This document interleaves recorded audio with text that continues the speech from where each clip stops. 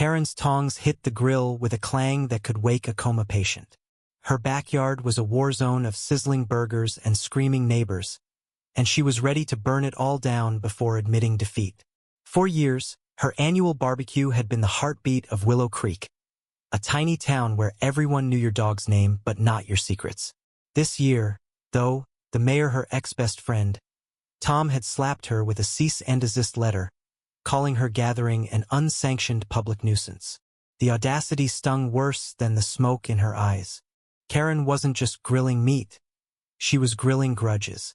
3 years ago, she and Tom had been inseparable, planning town festivals and splitting beers on her porch. Then came the election. Tom ran for mayor, promising progress.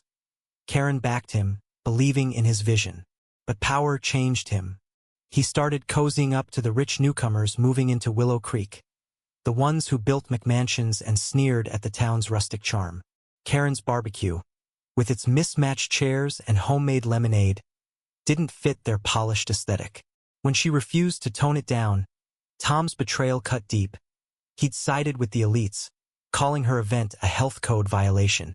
The backyard was packed by noon. 50 locals showed up, some out of loyalty, others for the drama.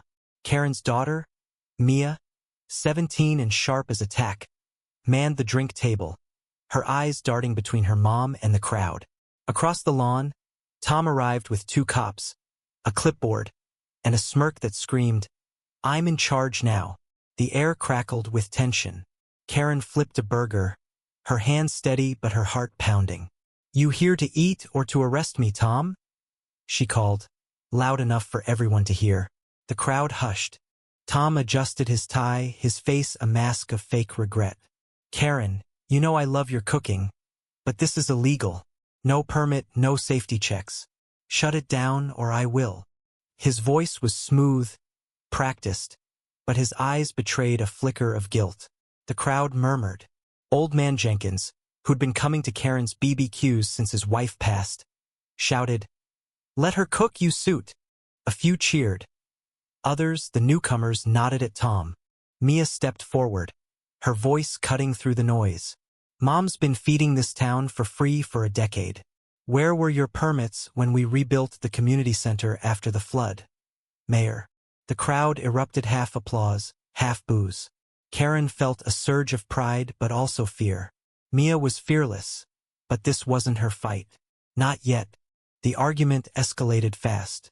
Karen accused Tom of selling out to developers who wanted to gentrify Willow Creek into a soulless suburb. Tom fired back, calling her a stubborn relic clinging to a dying tradition. "Your BBQ's a fire hazard, Karen. You're endangering everyone," he shouted, pointing at the grill like it was a bomb. She laughed, bitter and loud. "Endangering? I fed more people than your fancy fundraisers ever will." Then it happened. A spark from the grill caught a dry patch of grass. A small flame flickered, then roared. The crowd gasped, scrambling back. Karen grabbed a bucket of water, but Tom was faster, shoving past her to douse the flames himself. "See," he bellowed, turning to the crowd. "This is why we need rules." Karen's face burned not from the fire, but from the humiliation. The newcomers clapped for Tom. Her loyalists looked away, unsure. Mia, though, wasn't done. She climbed onto a picnic table, her voice shaking but fierce. "This isn't about a fire. It's about control.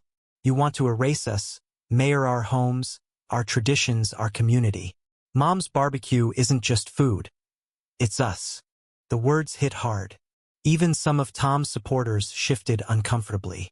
Karen wanted to hug her daughter, but the cops were circling now, their hands on their radios. Just when it seemed the day couldn't get worse, Tom pulled a stunt that stunned everyone. He stepped forward, raised his hands, and announced, "Enough! I'm making this an official city event. Karen, you win, but it's under my rules now." The crowd froze. Karen's victory felt like a trap. Official status meant permits, inspections, and Tom's oversight. Her barbecue, her rebellion, would be neutered, turned into another cog in his machine. The betrayal was complete. The rest of the day blurred. The cops left, the crowd ate, but the joy was gone. Karen served burgers with a smile that didn't reach her eyes. Mia sat quietly, sketching the wooden sign that now read Karen's BBQ. A town divided. The words, scrawled in her sharp handwriting, felt like a prophecy. Neighbors who'd once laughed together now sat on opposite sides of the yard, whispering about sides and loyalties. By nightfall, Karen stood alone by the dying embers of the grill. Tom had won not by shutting her down, but by stealing her soul. Her barbecue, once a symbol of community, was now a city-sanctioned event, stripped of its heart. She thought of her late husband, who'd built the grill with his own hands, and tears fell. He'd loved this town, flaws and all. What would he think of it now, fractured and petty? Mia joined her, slipping an arm around her waist. "We fought, Mom. That's something." Karen nodded, but the weight of the day clung to her. The town was splitting old versus new, heart versus progress. She'd wanted to unite people, but all she'd done was draw a line in the dirt. The next morning, whispers spread. Some praised Karen's stand.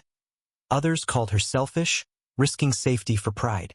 Tom's office issued a press release, spinning the barbecue as his idea, a community triumph. Karen didn't bother correcting them. She was tired, and the fight felt pointless.